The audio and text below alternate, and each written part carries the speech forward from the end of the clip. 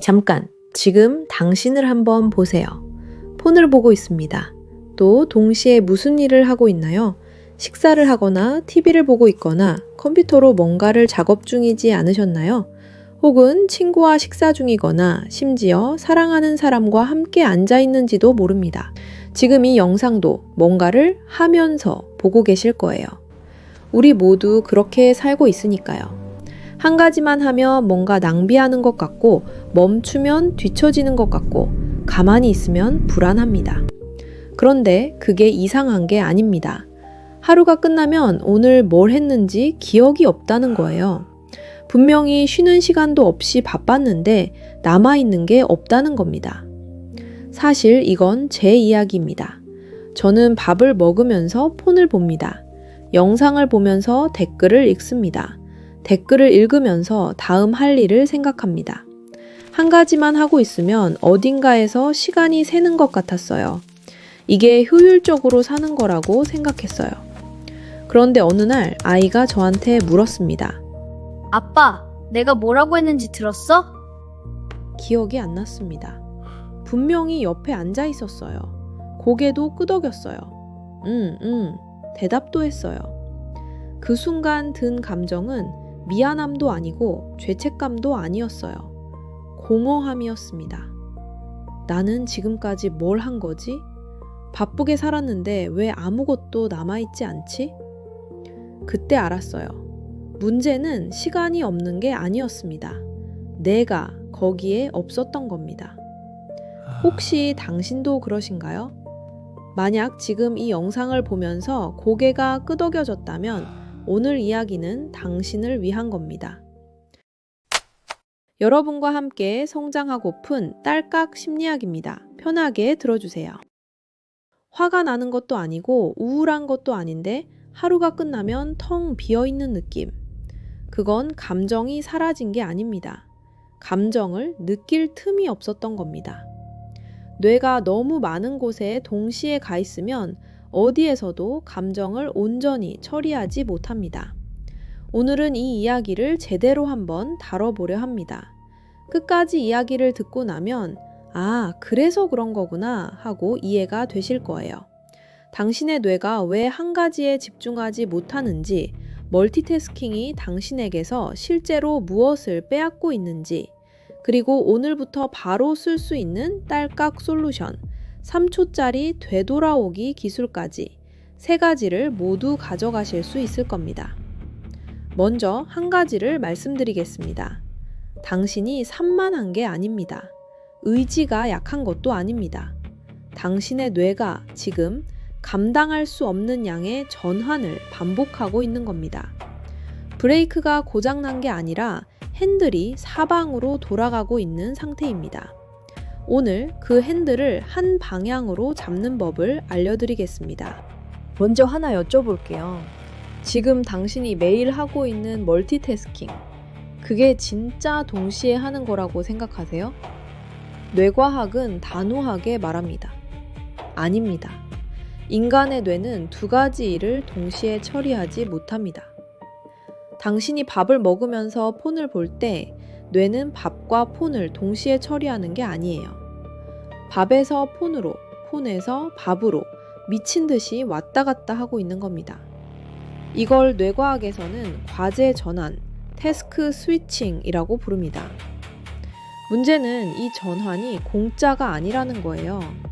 전환할 때마다 전두엽이 이전 작업을 내려놓고 새 작업을 불러오고 다시 집중 상태를 만들어야 합니다. 이 과정에서 소모되는 에너지를 스위칭 코스트라고 합니다. 비유하자면 이런 겁니다. 고속도로에서 차선을 바꾸는 걸 생각해 보세요. 한 번 바꾸는 건 괜찮습니다. 그런데 5초마다 차선을 바꾸면 어떻게 되나요? 속도가 떨어집니다. 연료를 더 씁니다. 사고 위험이 올라갑니다. 당신의 뇌가 지금 그 상태입니다.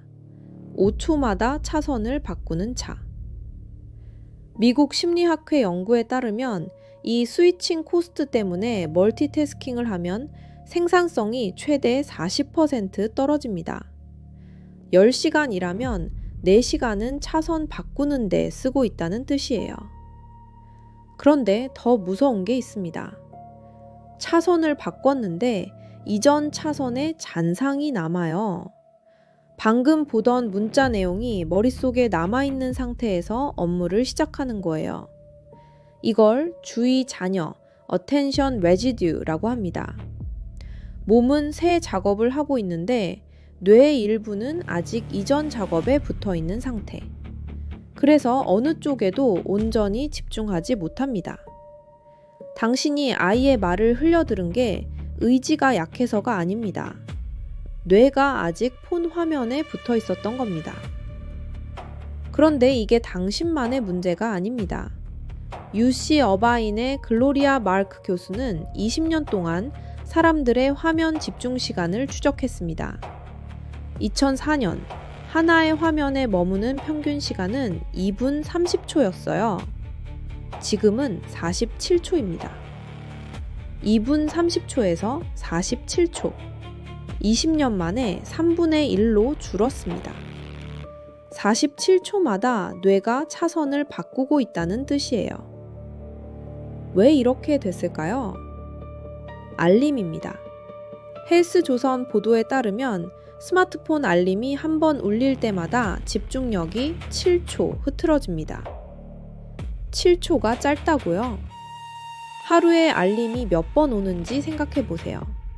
평균 50에서 80회. 7초 곱하기 80이면 하루에 약 9분. 그 9분 동안 뇌는 하던 일을 멈추고 알림 쪽으로 고개를 돌리고 다시 돌아오는 스위칭 코스트를 반복합니다. 그런데 문제가 하나 더 있어요. 폰을 보지 않아도 됩니다. 텍사스 대학교 연구팀이 발견한 건데요. 스마트폰이 책상 위에 놓여 있기만 해도 인지 능력이 떨어집니다. 화면을 안 봐도, 전원을 꺼도, 뒤집어 놔도 스마트폰이 시야에 존재하는 것만으로 뇌의 작업 기억 일부가 그쪽에 할당됩니다. 연구팀은 이걸 brain drain이라고 불렀어요. 뇌가 새는 겁니다. 당신이 집중을 못하는 게 아니에요. 뇌가 이미 폰한테 일부를 내주고 있는 겁니다. 여기서 숫자 하나만 더 보겠습니다. 런던 대학교 연구에 따르면 멀티태스킹 중에 인지 수행 능력이 IQ 기준 8살 수준으로 떨어집니다. 성인이 아이 수준으로 판단력이 내려간다는 뜻이에요. 스탠퍼드 대학교 2020년 연구도 같은 방향입니다. 미디어 멀티태스킹을 많이 하는 사람일수록 기억력과 주의력이 유의미하게 낮았습니다. 그런데 이 숫자들이 진짜 무서운 이유는 생산성이 떨어져서가 아닙니다. 잃어버리는 건 업무 효율이 아니에요. 밥을 먹으면서 폰을 보면 밥맛을 모릅니다. 아이가 말을 하는데 폰을 보면 아이의 표정을 놓칩니다. 함께 있으면서 함께 있지 않습니다. 하루가 끝나면 오늘 뭘 느꼈는지 모릅니다. 그게 아까 제가 말한 공허함의 정체입니다. 감정이 사라진 게 아니에요. 감정이 들어올 자리가 없었던 겁니다. 뇌가 47초마다 차선을 바꾸고 있으면 어떤 감정도 온전히 처리할 시간이 없습니다. 슬픔도 반만 느끼고, 기쁨도 반만 느끼고, 사랑도 반만 느낍니다. 린다 스톤은 이 상태를 연속 부분주의, continuous partial attention 이라고 불렀습니다. 어디에도 온전히 있지 않고 모든 곳에 절반만 있는 상태. 지금 당신의 하루가 정확히 그렇습니다. 그리고 이게 반복되면 뇌는 적응합니다.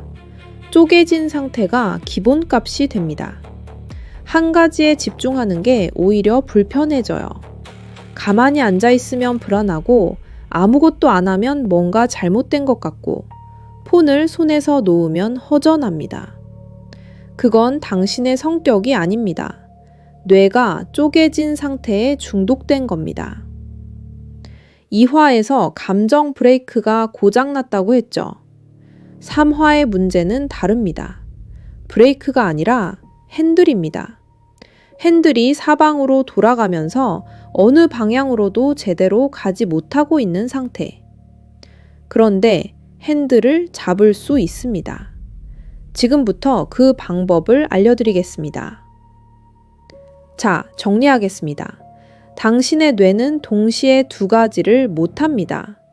47초마다 차선을 바꾸고 있고 스마트폰이 존재하는 것만으로 뇌가 새고 있습니다. 핸들이 사방으로 돌아가고 있는 상태. 그러면 어떻게 해야 할까요? 핸들을 억지로 붙잡는 건 안 됩니다. 집중해야지 하고 이를 악무는 건 이화에서 말한 화 참아야지랑 같은 겁니다. 의지로는 안 돼요. 뇌 구조가 허락하지 않습니다. 대신 닻을 내립니다. 배가 조류에 떠밀릴 때 엔진을 세게 돌리는 게 아니라 닷 하나를 내려서 제자리에 고정시키는 것처럼 흩어진 주의력을 한 지점에 고정시키는 닷. 오늘 2개를 드리겠습니다. 첫 번째 닷, 한 호흡 자각입니다. 영어로는 one conscious breath. 방법은 이렇습니다. 지금 숨을 한번 쉬어보세요. 들숨, 코끝으로 공기가 들어옵니다. 차갑습니다. 그 차가움을 느끼세요. 날숨, 입술 사이로 공기가 나갑니다. 따뜻합니다. 그 따뜻함을 느끼세요. 끝입니다. 이게 전부예요. 들숨의 차가움, 날숨의 따뜻함. 딱 한 번, 3초면 됩니다. 이게 뭐가 달라지냐고요? 뇌과학적으로 설명드리겠습니다. 당신의 뇌 안에는 디폴트 모드 네트워크라는 회로가 있습니다. 줄여서 DMN. 이 회로는 뇌가 외부에 집중하지 않을 때 자동으로 켜집니다. 켜지면 뭘 하냐면 과거를 반추하고 미래를 걱정하고 이런저런 생각을 흘려보냅니다. 내일 회의 준비했나? 아까 그 문자 답장했나? 주말에 뭐 하지? 이게 멈추지 않아요. 폰을 내려놓아도 눈을 감아도 DMN이 돌아가고 있으면 뇌는 쉬지 못합니다. 그래서 가만히 있어도 피곤한 겁니다. 의식적 호흡 한 번이 이 DMN의 스위치를 끕니다. 코끝의 차가움에 주의를 보내는 순간 뇌는 내부 반추에서 외부 감각으로 강제 전환됩니다. 전두엽이 다시 켜지고 지금 이 순간으로 돌아옵니다. 마음 챙김 명상이라는 거창한 게 아닙니다. 앱도 필요 없고 조용한 방도 필요 없어요. 숨 한 번, 코끝에 집중, 3초. 그걸로 뇌의 핸들이 한 방향으로 돌아옵니다. 두 번째, 닷, 손끝 닿기입니다. 방법은 더 간단해요. 엄지손가락을 검지에 갖다 대세요. 닿는 느낌에 집중합니다. 다음, 중지, 약지, 새끼손가락. 천천히 하나씩 닿는 감각에만 집중합니다. 이건 그라운딩 기법의 촉각 버전입니다. 뇌는 추상적인 생각과 구체적인 감각을 동시에 처리하지 못합니다. 손끝의 촉감이라는 감각 입력이 들어오면 뇌는 반추 모드에서 감각 모드로 강제 전환됩니다. 아까 말한 DMN이 꺼지고 체감각 피질이 켜집니다. 내일 걱정에 가 있던 뇌가 지금 내 손끝으로 돌아옵니다. 이걸 회의 중에 할 수 있어요. 책상 밑에서 아무도 모르게, 신호 대기 중에 핸들 위에서, 식탁에서 아이가 말할 때, 무릎 위에서. 아무도 모릅니다. 그런데 뇌는 압니다. 아, 지금 여기에 돌아왔구나. 2개의 닷 정리하겠습니다. 첫 번째, 한 호흡 자각, 숨 한 번, 코끝 집중, 3초. 두 번째, 손끝 닿기, 엄지로 손가락 하나씩 촉감 집중, 3초. 둘 다 도구가 필요 없습니다. 둘 다 3초면 됩니다. 둘 다 아무도 모르게 할 수 있습니다. 공통점이 하나 있어요. 뇌를 여기로 데려온다는 겁니다. 사방으로 돌아가던 핸들에 닻을 하나 내리는 거예요. 그러면 뇌는 멈춥니다. 잠깐이라도. 그 잠깐이면 충분합니다. 내일 저녁 식탁에 앉으면 한 가지만 해보세요. 폰을 뒤집어 놓으세요. 화면이 보이지 않게. 아까 말한 브레인 드레인 효과 기억나시죠? 폰이 눈에 보이는 것만으로 뇌가 새고 있었습니다. 뒤집는 것만으로 그 누수를 줄일 수 있어요. 그리고 아이가 말을 걸면 숨 한 번, 코끝에 차가움, 혹은 무릎 위에서 엄지를 검지에 갖다 대세요. 3초. 그러고 나서 눈을 맞추세요. 그 3초가 만드는 건 대단한 집중력이 아닙니다. 아빠가 내 말을 듣고 있구나. 그 느낌 하나입니다. 멀티태스킹을 완전히 끊으라는 게 아닙니다. 그건 불가능하고 그럴 필요도 없어요. 다만 중요한 순간에 닻을 내릴 수 있느냐. 47초마다 차선을 바꾸는 뇌를 딱 3초만 멈출 수 있느냐. 그게 오늘의 전부입니다. 1화에서는 감정에 이름을 붙였습니다. 2화에서는 분노에 보조 브레이크를 달았습니다.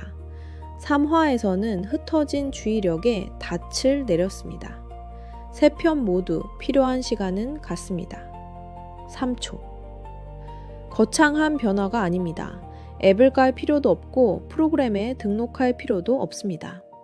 내일 아침 식탁에 앉을 때 폰을 뒤집어 놓으세요. 그리고 숨 한 번 쉬세요. 그게 시작입니다. 딸깍